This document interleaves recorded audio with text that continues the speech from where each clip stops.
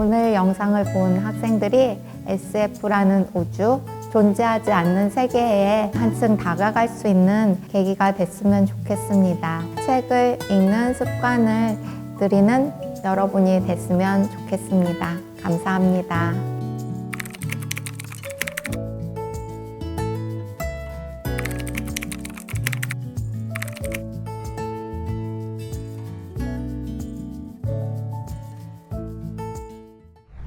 안녕하세요, 여러분. 만나 뵙게 돼서 반갑습니다.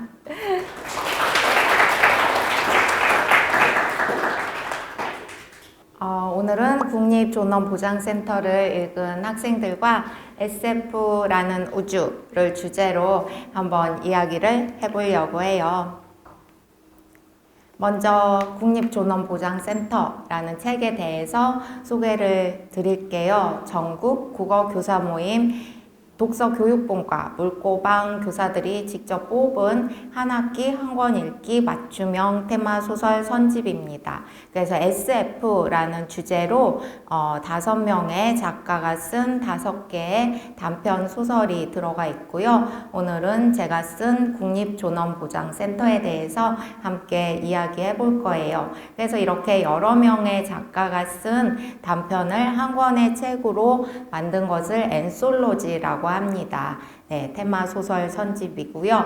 여러분이 이제 이 안에 제 작품뿐만 아니라 다른 작가님들의 작품도 읽어보시면 좋을 것 같고요. 특히 마무리 부분에 대담, 미래에서 오늘을 이야기하기라는 그 부분을 꼭 보시면 SF라는 장르를 이해하는 데 더 도움이 될 것 같습니다.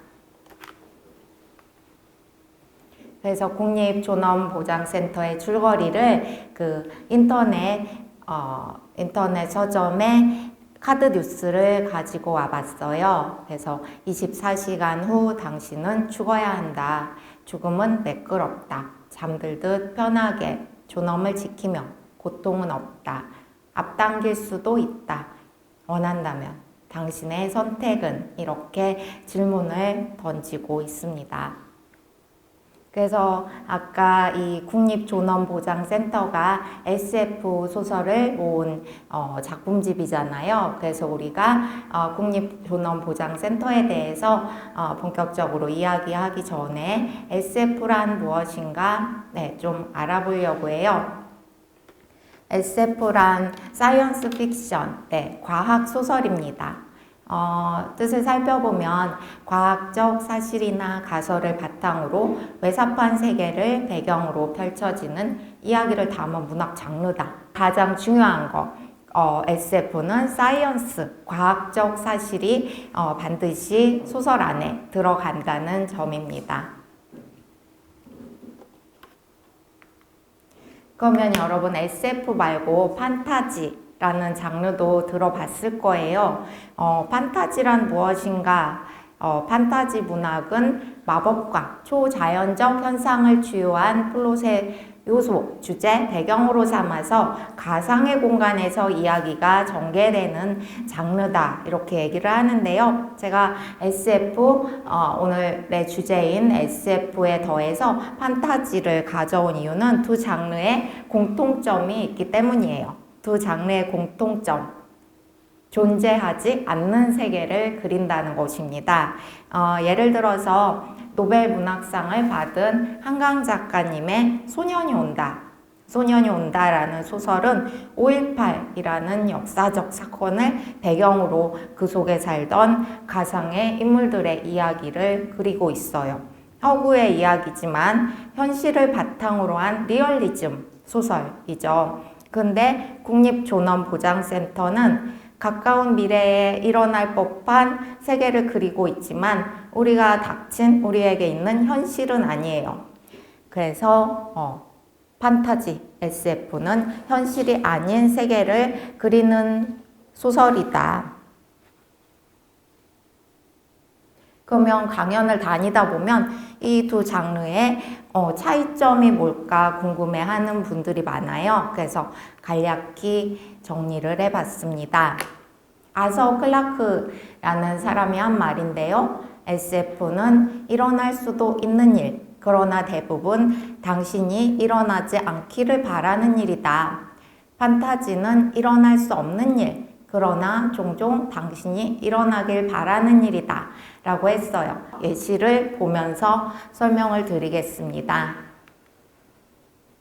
네, 먼저 판타지. 판타지 뭐라고 했어요? 일어날 수 없는 일인데 우리가 일어나길 바라는 일이다. 라고 했어요.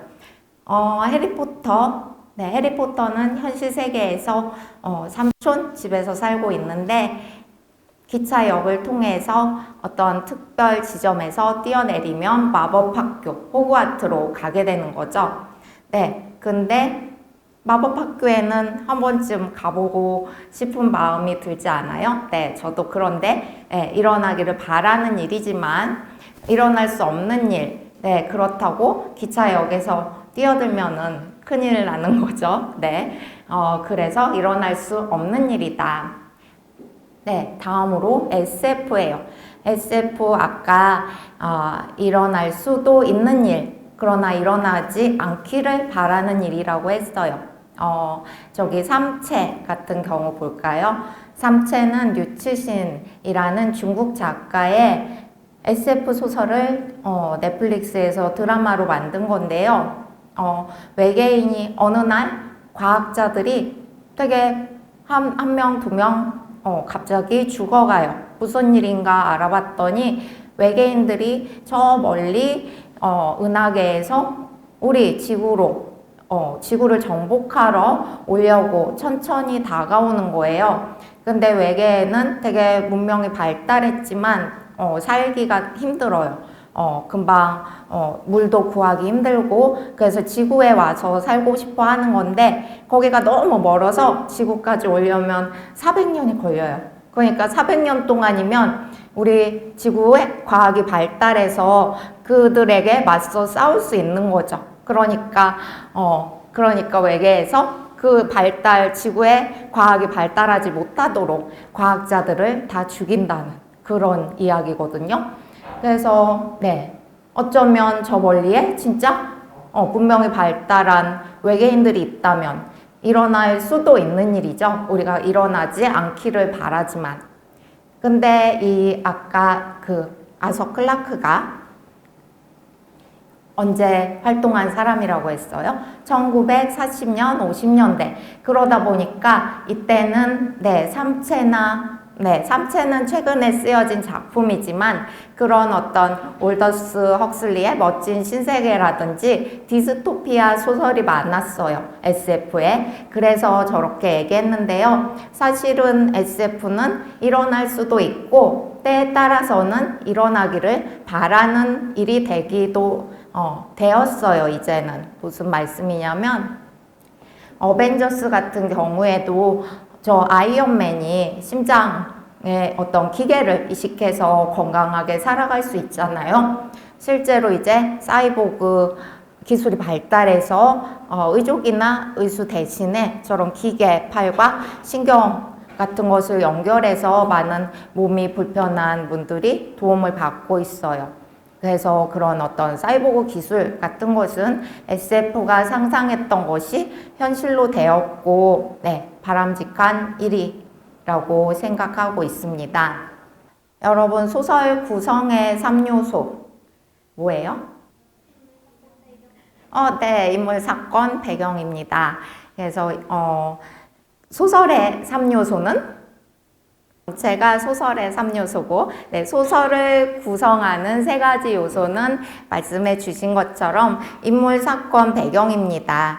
그래서 어떤 국립존엄보장센터도 그런 인물, 사건, 배경으로 하나씩 살펴볼게요. 여기서 인물은 생존세를 내지 못한 나예요. 주인공이죠. 70세 할머니입니다.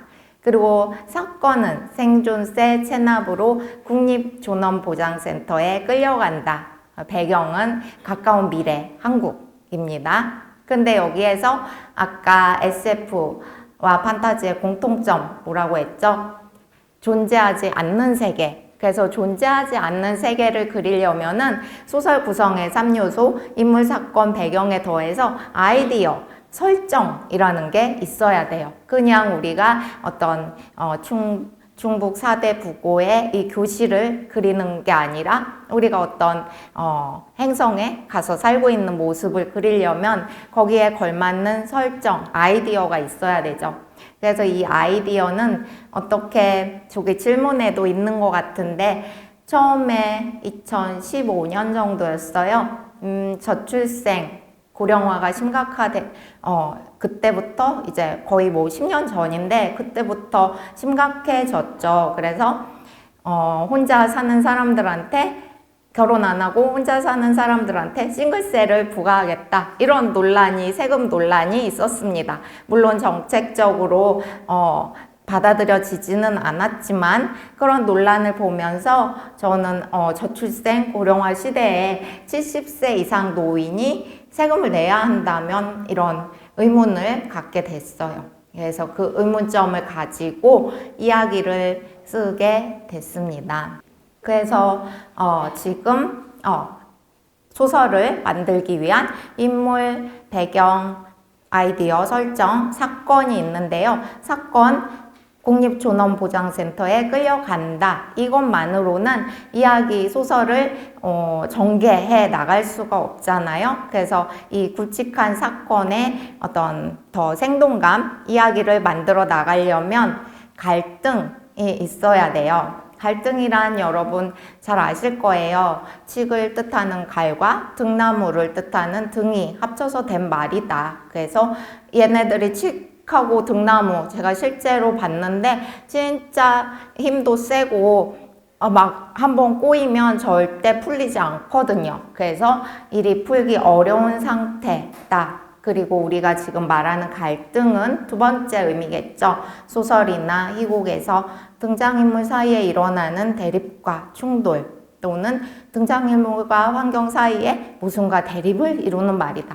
되게 어렵게 또 항상 사전을 찾아보면은 어렵게 정의되어 있는데 조금 쉽게 풀어보면 갈등이란 욕망의 충돌이에요. 누구나 이제 마음속에 욕망하고 싶은 것이 있죠. 뭐 욕망이라고 해서 대단한 게 아니고 예를 들어서 친구랑 수업이 끝나고 분식집에 갔어요.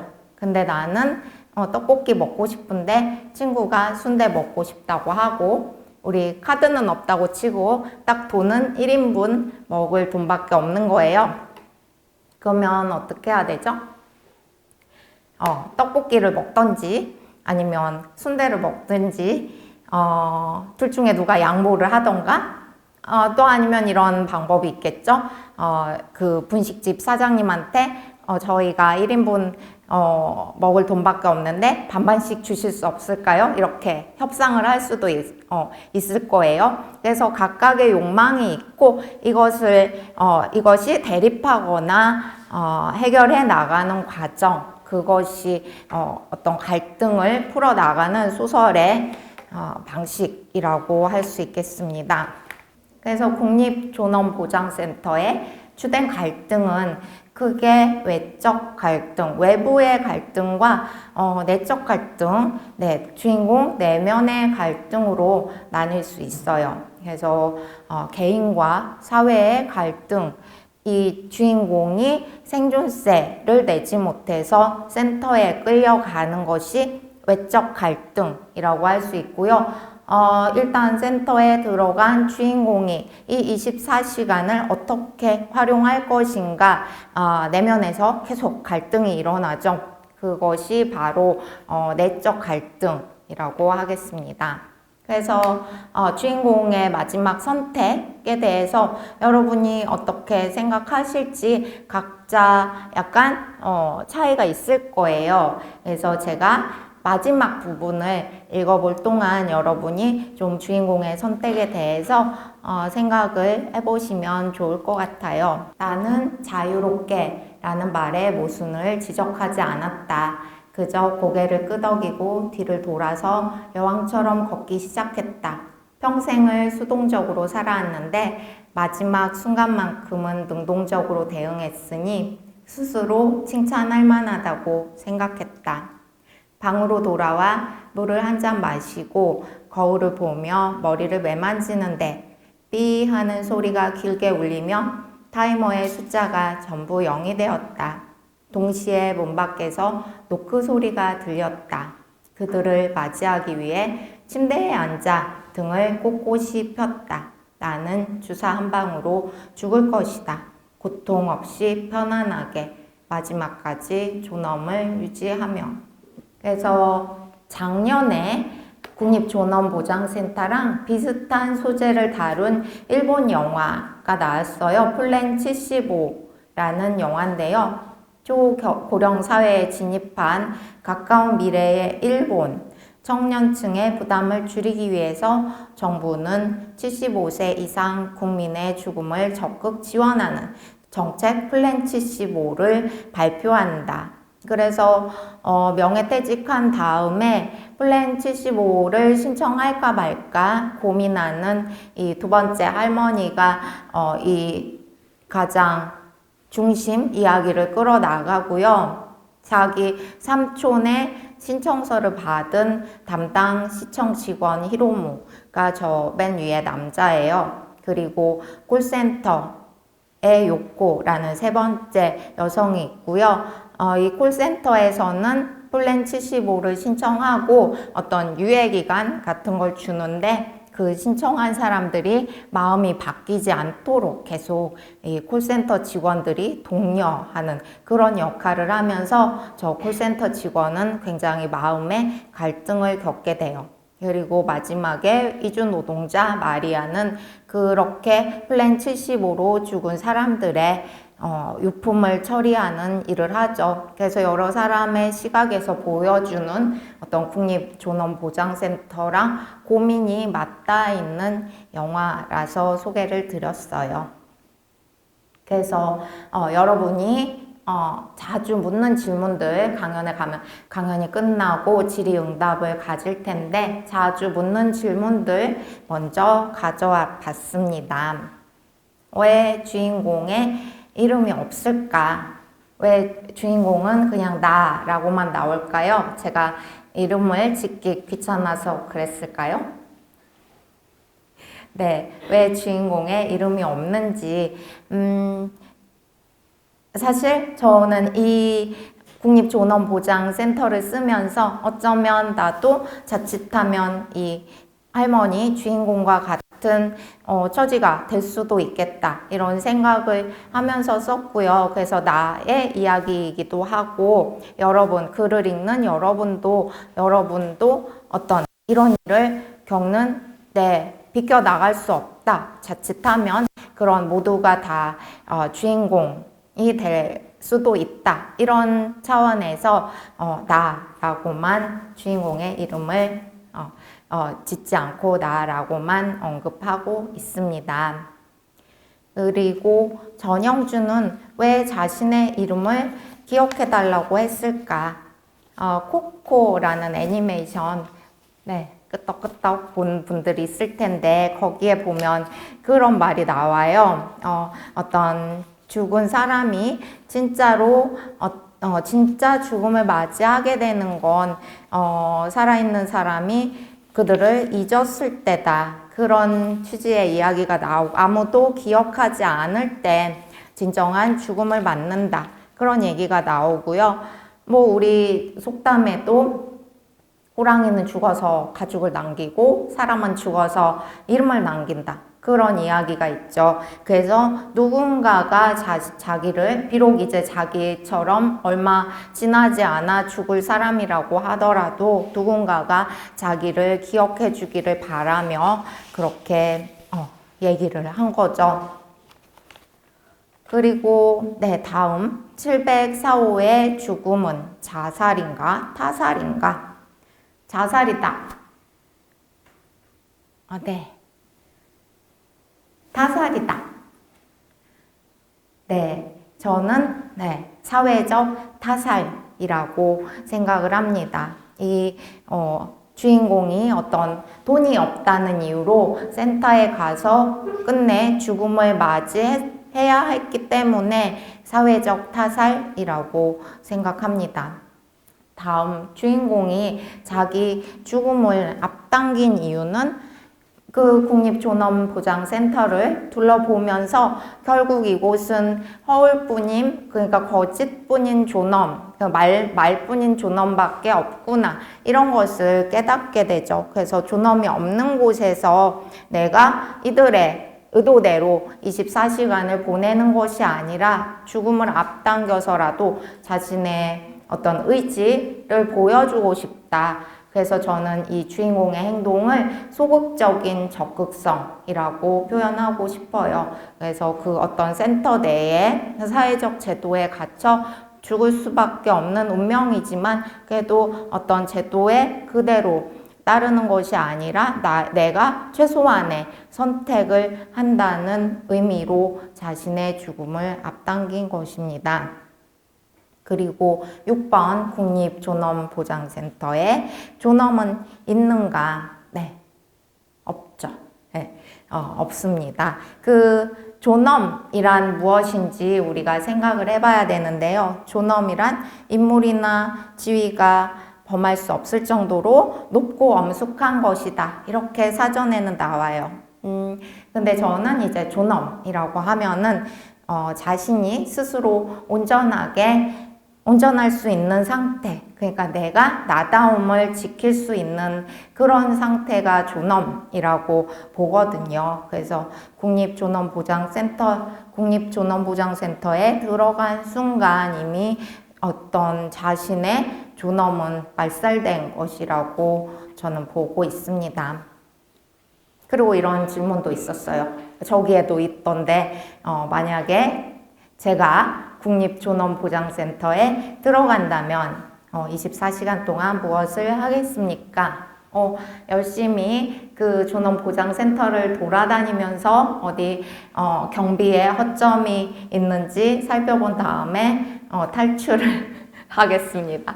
네, 탈출을 해야겠죠. 네, 달리기를 못해서 잡힐 수도 있겠지만 일단은 저도 그들의 어떤 제도에 그냥 희생양이 되고 싶지는 않다. 네, 이런 생각을 했습니다. 그래서 우리가 존엄이란 무엇인가 방금 얘기했죠. 임금의 지위를 이르던 말이래요. 예를 들어서 어떤 영미권의 사극을 보면 황제한테 Your Majesty 이렇게 부르죠. 그렇게 존엄하다, 대단하다, 그런 것들이 존엄이고, 아까 말씀드렸듯이 저는 이제 나다움을 지킬 수 있는 것이 존엄한 상태라고 생각하는데요. 네, 우리가 존엄을 지키기 위해서 경계해야 할 것들이 있죠. 차별이나 배척, 그리고 혐오. 우리가 오늘 이제 강연을 들으면서 어떤 좀 많은 것들을 기억하고 얻어가면 좋겠지만 이런 키워드만이라도 기억해서 우리가 일상생활에서 다시금 생각해 볼 수 있는 계기가 되면 좋겠어요. 국립존엄보장센터를 읽어봤는데 독서의 필요성에 대해서 좀 이야기를 하고 싶어요. 책을 읽는 경험은 좀 다른 것들, 그러니까 유튜브, 드라마, 영화 같은 영상물을, 쇼츠 같은 걸 보는 거랑은 다르잖아요. 어떻게 달라요? 독자가 우리가 적극적으로 참여해야 되죠.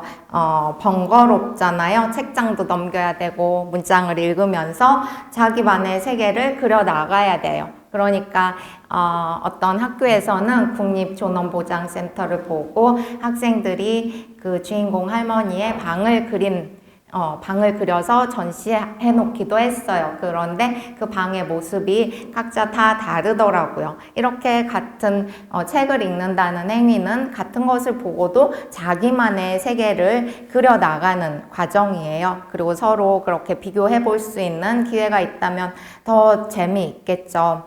그래서 여러분 국립존엄보장센터 어디에서 읽었어요? 학교에서. 그리고 또 집에서. 네, 학교에서, 집에서. 그럼 대한민국 충청도 청주시에서 그래도 다들 읽었겠죠? 네. 근데 책을 읽는 동안 여러분의 의식은 어디 있었을까요? 네, 책 속에 국립존엄보장센터에 가서 여러분이 직접 할머니 주인공의 선택을 지켜본 거죠. 그렇기 때문에 여러분 그러면 차원 이동을 한 거잖아요. 시공간을 넘어서 가까운 미래에 한국의 국립존엄보장센터라는 곳으로 차원 이동을 한 거예요. 네, 차원 이동 능력은 초능력이죠. 그래서 여러분은 책을 읽으면 초능력자가 된다. 이런 말씀을 드리고 싶고요. 그리고 또 하나 중요한 거, 책을 읽는 거는 습관이에요. 그래서 반복해서 습관을 들이지 않으면 할 수 없는 일이에요. 그래서 책을 읽으면 또 좋은 점은 간접 경험을 할 수 있다. 사고의 확장이 일어난다. 그리고 어떤 내가 꼭 관심 있는 주제뿐만 아니라 책 속에는 많은 다양한 것들이 담겨 있죠. 그래서 그런 것들을 이해하려고 애쓰는 과정에서 나의 어떤 사고의 폭이 넓어진다고 할 수 있습니다. 그리고 이제 독서, 책 읽기에 이어서 왜 글쓰기는 중요한가, 글쓰기의 중요성에 대해서 얘기를 하면서 강연을 마무리하려고 해요. 글쓰기는 왜 중요한가? 네, 작가가 되기 위해서만 잘 써야 되는 건 아닙니다. 인생을 잘 살기 위해서 글을 잘 써야 돼요. 왜? 자기소개서 잘 써야 되니까? 네, 그런 것도 있을 거예요. 근데 그것뿐만이 아니라 지금부터 말씀드리면요. 코끼리 생각해 보세요. 코끼리. 생각했어요? 네. 연필 생각했죠? 네. 코끼리, 연필 이런 단어는 우리가 듣는 순간 머릿속에 이미지로 떠오르잖아요. 바로 떠오르죠? 네. 근데 이미지만으로는 생각을 이어나갈 수가 없어요. 이미지만으로 코끼리랑 연필? 그래서 어쨌다고 이렇게 되는 거죠. 근데 내가 고민이 생겼다. 어제 친한 친구랑 싸웠다. 그래서 생각해보니까 내가 좀 잘못한 것 같다. 그때는 감정이 격해져서 화를 냈지만 내 잘못이 크다. 그러면서 내가 먼저 사과하고 화해하고 싶다. 그래서 우리가 어떻게 화해할까 생각을 하는데 우리가 생각할 때 뭘로 해요? 문장으로 생각하잖아요. 머릿속에서 자기 자신이 말을 거는 거예요. 그래서 내일 문구점에 가서 그 친구가 좋아하는 지워지는 펜을 사야겠다. 이런 식으로 문장이 머릿속에서 지나갑니다. 저는 이거를 생각 문장이라고 부르는데요. 이 생각 문장이 잘 다듬어진 사람은 좋은 생각을 하게 됩니다. 착하고 나쁘다, 선악을 판가름하는 게 아니라 양질의 생각, 질이 좋은 생각을 한다는 거예요. 채소로 따지면 유기농 채소 같은 생각이에요. 우리가 거친 생각, 막연한 말로도 세상을 살아갈 수는 있어요. 예를 들어서 가족한테라면 어제 그거 있잖아 이렇게 해도 사실 그거가 뭔지 알아들어요. 그거 말이야 이렇게 하면은 그거 이렇게 그거만 해도 알아들을 수 있는 사이가 있죠. 그런데 좋은 생각 문장은 그것이 무엇인지 정확히 생각하는 습관에서부터 시작하는 거예요. 예를 들어서 식탁에서 아침에 삶은 달걀을 먹는데 소금이 필요해요. 테이블 끝에 소금통이 있습니다. 엄마 그거 좀 주세요. 이렇게 하는 것이 아니라 엄마 저기 테이블 끝에 있는 히말라야 핑크 솔트 좀 제게 건네주세요. 이렇게 하는 게 정확한 좋은 생각 문장이라는 거죠. 그래서 이렇게 질 좋은 생각을 하면은 마음이 거칠어질 수 없다. 그리고 질 좋은 생각에서부터 좋은 문장이 나온다. 이것은 닭이 먼저냐 달걀이 먼저냐 하는 것처럼 맞물려 돌아가는 것이에요. 그래서 여러분도 앞으로 생각을 할 때 막연히 하는 것이 아니라 정확히 하는 습관을 들이자. 그리고 자기의 생각을 글로 정리해보자. 그러면 글쓰기 실력도 저절로 좋아질 거다. 그래서 뭐 일기 쓰기 같은 것도 사실 굉장히 글 쓰는데 도움이 되는데요. 사실 일기 쓰기 귀찮은데, 네. 저도 뭐 매일 쓰기 힘들어요. 근데 어떤 감정 일기 같은 것을 메모장 같은 데다 한두 문장씩 나는 오늘 이러이러한 일로 화가 났어. 나는 오늘 이런 일로 좀 슬펐다. 오늘은 이런 일이 있어서 기뻤다. 이런 감정 일기를 쓰는 것부터 시작하면 여러분의 글쓰기 실력도 늘어날 거라고 생각합니다.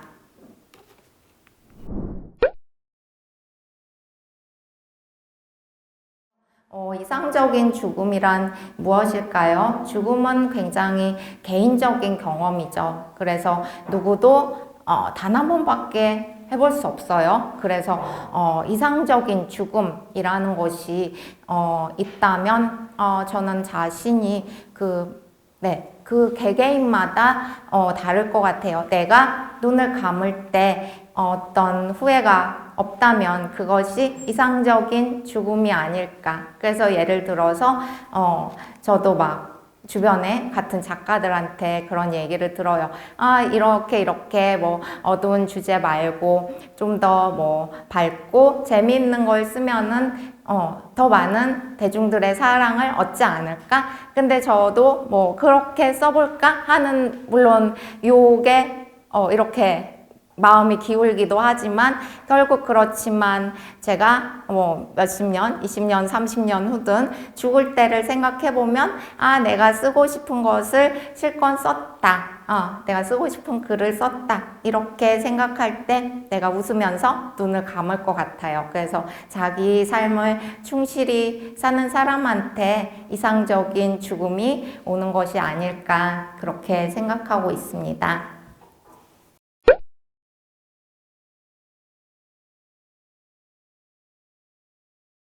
안 그래도 소설을 먼저 읽어본 그 친구가 70세는 이제 너무 젊어 이렇게 얘기하더라고요. 근데 일부러 그렇게 조금은 아쉬운 연령으로 설정을 해서 좀 더 비극성 그런 것들을 높이고 싶었어요. 왜냐하면 일본 그 영화도 플랜 75세인 거 75세부터인 거 보니까 70세가 이르긴 한 것 같고, 그리고 이제 수명 연장에 대해서 좀 이제 저는 우려되는 것이, 지금도 100세 시대다 이런 말을 많이 하는데 우리가 어차피 인간이라는 유기체이기 때문에 어떤 특정 나이가 지나면 병이 들죠. 그래서 우리 대한민국의 평균 수명이 80 몇 세, 84세? 뭐 그 정도인데 사실상 건강 수명, 건강 나이는 74세 정도. 그러니까 10년은 어떤 병으로, 질병으로 고통받으면서 살아간다고 하더라고요. 그래서 어떤 수명이 늘어나도 삶의 질이 보장되지 않는다면은 그것이 과연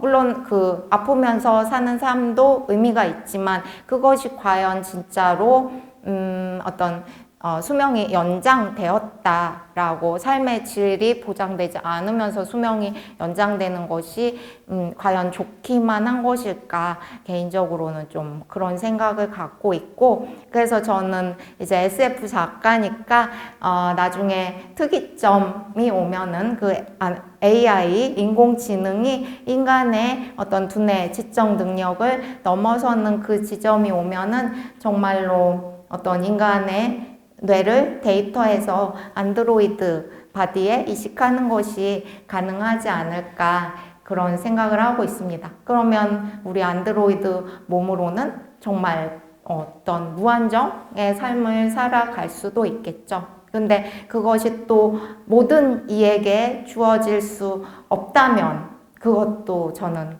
큰 문제가 될 거라고 생각해요.